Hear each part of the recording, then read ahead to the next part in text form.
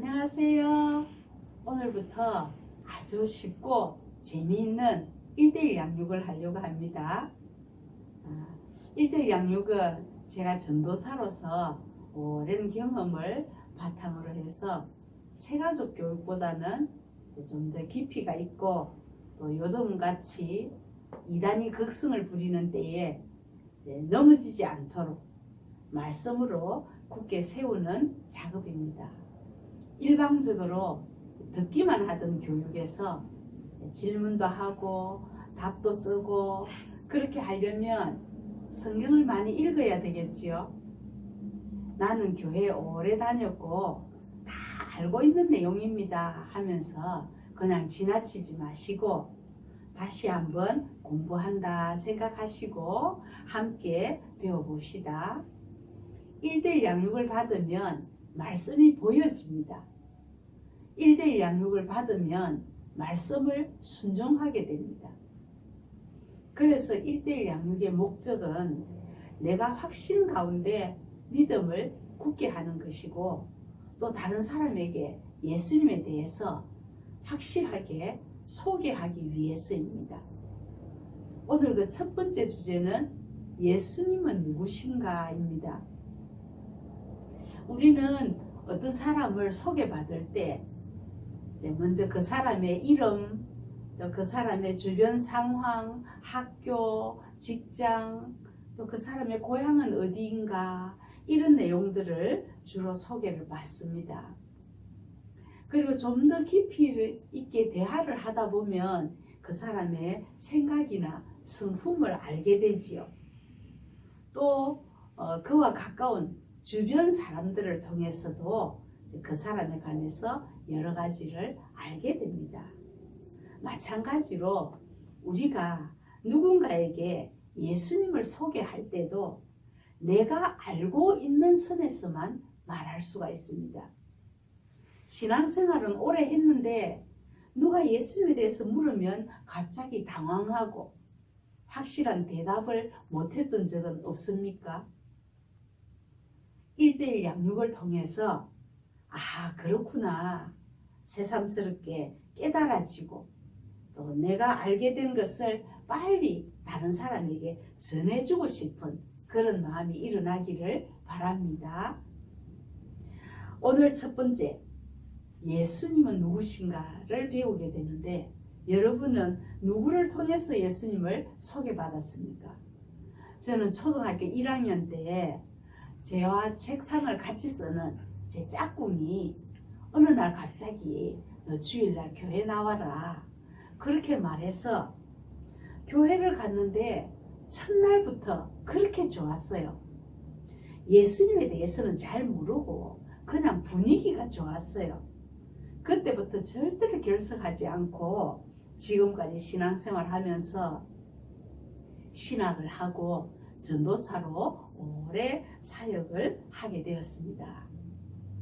지금 생각해 보면 어릴 때지만은 그때 누가 1대1 양육을 가르쳐 주셨다면 내가 그냥 교회가 좋아서 다녔어요 하기보다는 내가 믿는 예수님이 너무 좋아서 나는 교회를 열심히 다녔습니다. 이렇게 대답할 수 있었을 것입니다.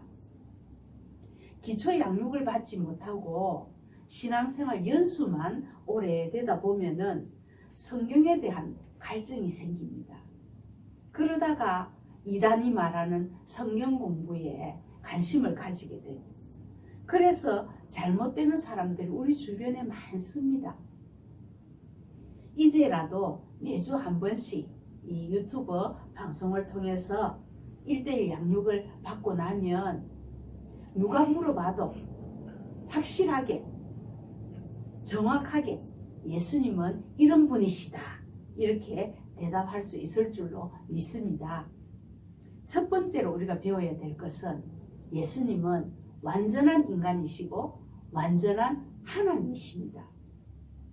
완벽한 사람으로서 시간과 역사 속에 분명히 자리하고 있기 때문에 이것을 예수님의 인성이라고 합니다. 인성은 인간의 성품이라는 말입니다. 여러분도 어느 나라, 어느 지역에서 태어났고 어디에서 자랐는지 어린 시절을 말할 수가 있잖아요. 예수님의 국적은 유대 나라예요. 즉 이스라엘입니다. 베들레헴이라는 동네에서 태어나셨고 나사렛이라는 동네에서 자랐어요. 제가 이스라엘과 요르단을 다녀왔는데 성경대로 예수님의 흔적이 그대로 있습니다. 누가복음 2장 51절 52절에 보면은 예수님의 어린 시절에 대한 말씀이 기록되어 있어요. 예수께서 함께 내려가사 나사렛에 이르러 순종하여 받으시더라. 그 어머니는 이 모든 말을 마음에 두니라. 예수는 지혜와 키가 자라가며 하나님과 사람에게 더욱 사랑스러워 가시더라. 그러니까 예수님은 우리와 똑같은 사람으로 시험도 받으셨고 배고파도 하셨고 울기도 하셨고 목말라 하셨고 주무시기도 하셨습니다. 완벽한 인간의 모습으로 오신 예수님의 인성을 부인하는 자들이 이단입니다. 두 번째로 예수님은 하나님이십니다. 어떻게 사람이 하나님이 될까? 예수님은 인성만 가지신 분이 아니시고 신성도 가지셨습니다. 인성이 인간의 성품이라 했잖아요. 신성은 신의 성품입니다. 하나님의 성품입니다. 사람은 아무리 훌륭하다 해도 신성은 없습니다. 왜 그럴까요? 사람은 사람이지 하나님이 아니기 때문입니다.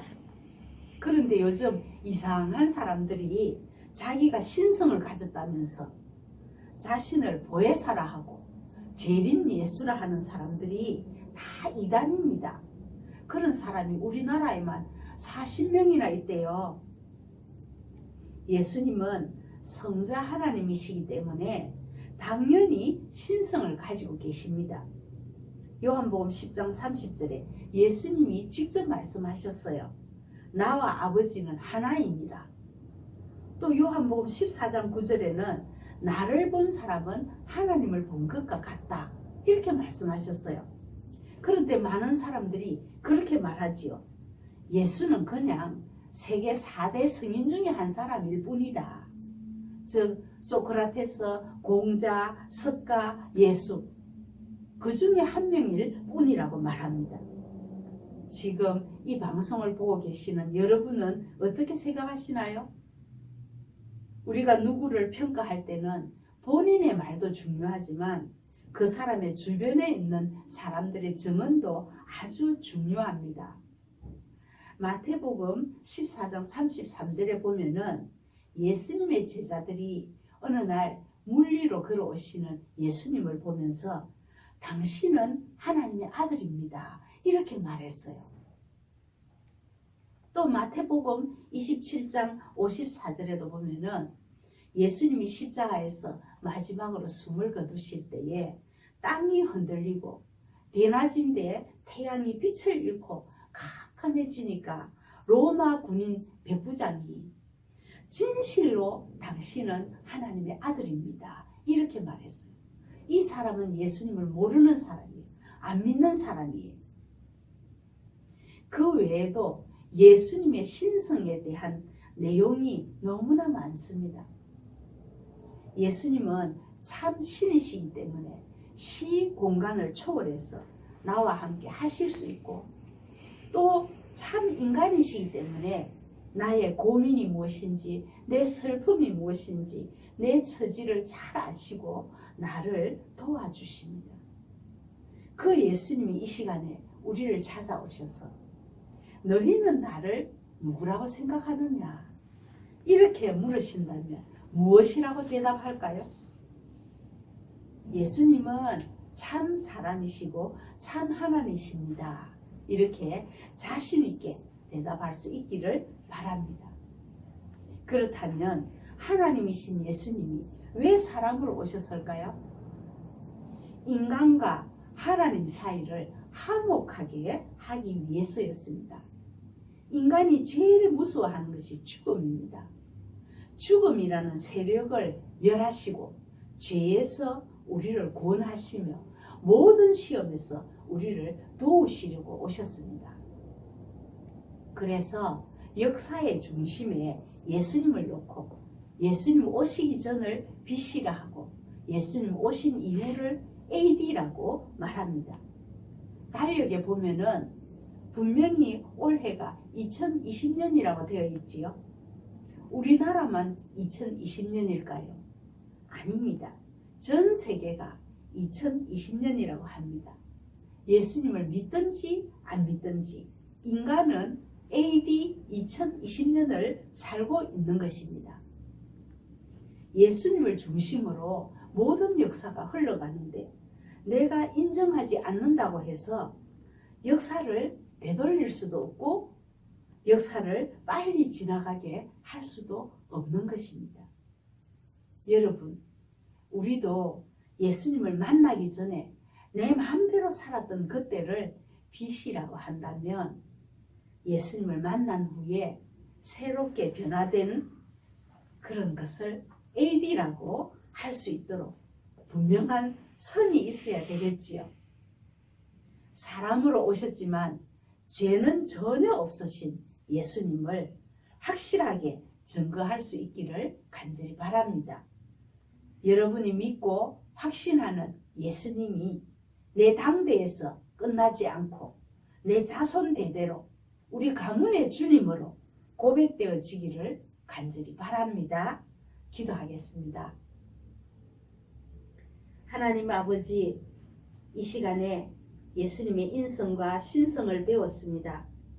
국적이 분명하고 출생지, 성장지가 분명하고 이 땅에서 무슨 일을 하셨는지 그 흔적이 곳곳에 남아 있으니 사람으로 오신 것을 확신합니다.